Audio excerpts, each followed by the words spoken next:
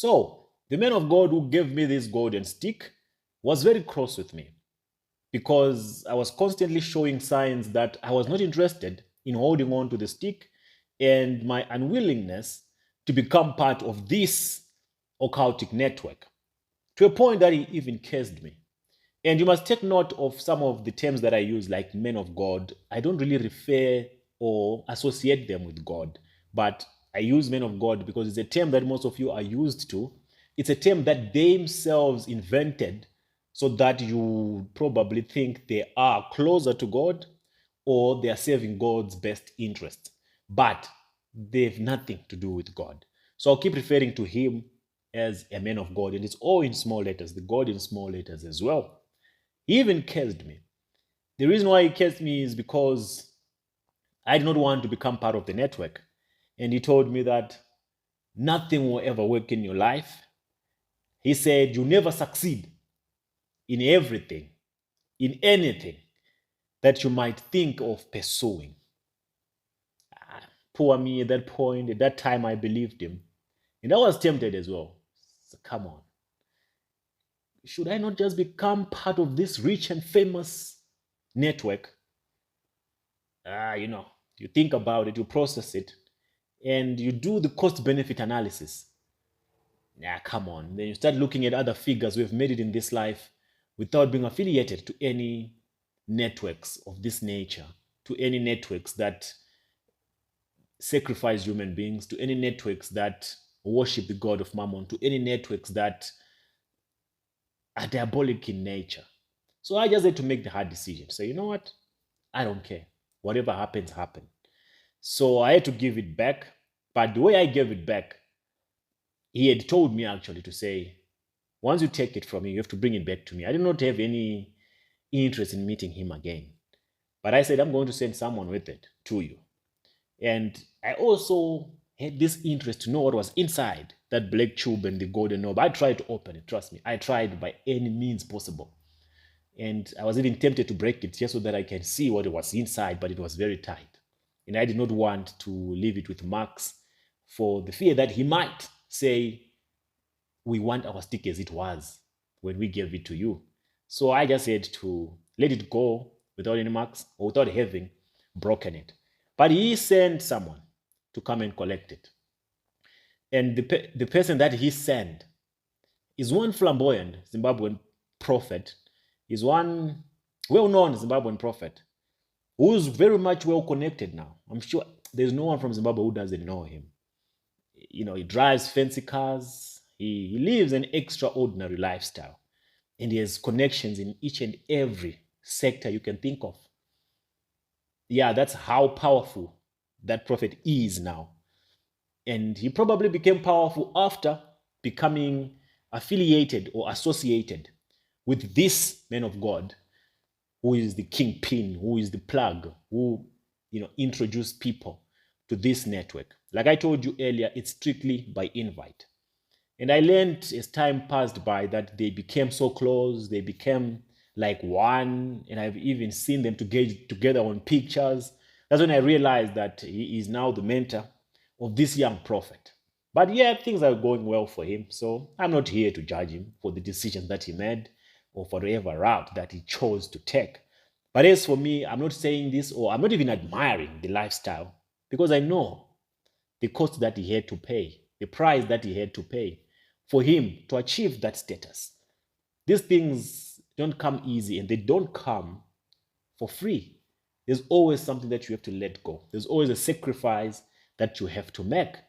So that's basically what happened between me and this guy. And after this whole casing and stuff, of course, remember I told you earlier that most of the business I was doing, I was getting it through him. Most of the connections, powerful connections that I was having at that time, he's the one who was introducing me to these people. Most of the tenders I was taking, I was doing. He's the one who was plugging me and just making things work as if they are on autopilot. And ever since we separated, yeah, you could feel. I felt that punch. I felt it. That punch below the belt that, this one is not make sure. Things are changing now. Things are gradually taking a different turn. But I was very solid in my decision, in whatever that I had decided. All the people that you were supposed to be doing business with, a lot of excuses start coming up. Some just start, cutting off whatever agreements that you had, blah, blah, blah, blah, blah, blah, until you practically lose everyone that you knew through him or that was in any way connected to him. So that's basically, what ended up happening. And now you had to start again from scratch, from zero. Not from zero, zero, not like everything that I was doing was all centered on him, but he had made things much easier because of his connections, because of how established he is. Come on, he's a, I'm not saying this to exalt the network or whatever that they do there. I also emphasize it earlier that no matter how rich they look, never be envious of what they have. Never be envious of what they have. Those men, they don't have peace of mind. They have the money, they have the cars, they have any material thing you can think of. But my people, nothing beats peace of mind. You, as poor as you are, I'm just saying poor, saying meaning that you probably don't have everything that you are, or at the level of living that you're living at this moment. As long as you can wake up in the morning and you have nothing haunting you, and you carry on with your normal daily routine, my friend, you are blessed. As long as you have the people that you love around you, all well, all healthy, all happy to be around you, you are so freaking blessed. You just don't understand how blessed you are until maybe you lose someone that is close to you or someone that is around you that you hold very dear to your heart. Consider yourself blessed. Blessings are not just material things. That's one thing I learned with my association with these guys. I can tell you one thing, this guy is probably the only one left in his family. He has no sisters, he has no brothers, he has no parents, he has no sibling. Now, the question you might be asking, what happened to them? How is it that he has this entire empire to himself? You understand? He has this entire empire, all this wealth to himself, and there's no one he's sharing it with. How do you call that life? How do you call that living? And the way that he distracts himself, because the only thing that he have is material. He does not have anyone that he is emotionally connected to. So he distracts himself by recruiting these young prophets, or even some of these senior prophets, and he does things with them sometimes. And I hope you know what I mean when I say he does things with them. Because the more money you make, the more rich you become. Your appetite for testing different things, that's rising. So to just cut the long story short, I had to prove it to him that there's no word that he can speak over my life that holds water. He's just a mere human being. There's no occultic force that can pull me down and that can, stop what God intends to do for me.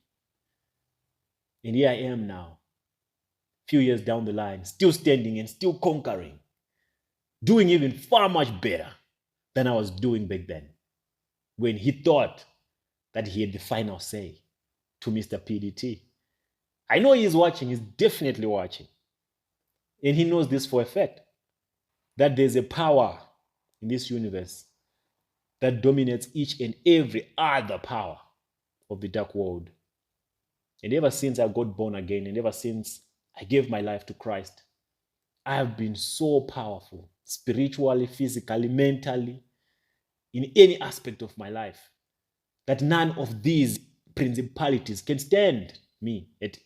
None of them can stand me. And I don't say this to brag, but to inspire you, my people, that if you truly, truly, truly devote yourself to the things of God, if you truly, truly give yourself to God Himself, there's no man who can curse you. There's no man who can perform any ritual against you that will work. None. Stop crowning these clowns. There's only one king, and that is Christ Himself. And I feel sorry for those that are still affiliated to these men. Those are the ones that are at risk.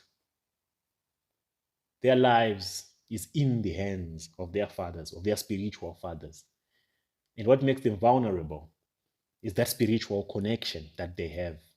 My daddy, my spiritual father, my this, they even kneel down, humble themselves before them, not knowing that they're selling their souls to these principalities of darkness. And I'm here standing, and I hope to inspire an entire tribe that will stand against these dark forces, these principalities, these occultic networks.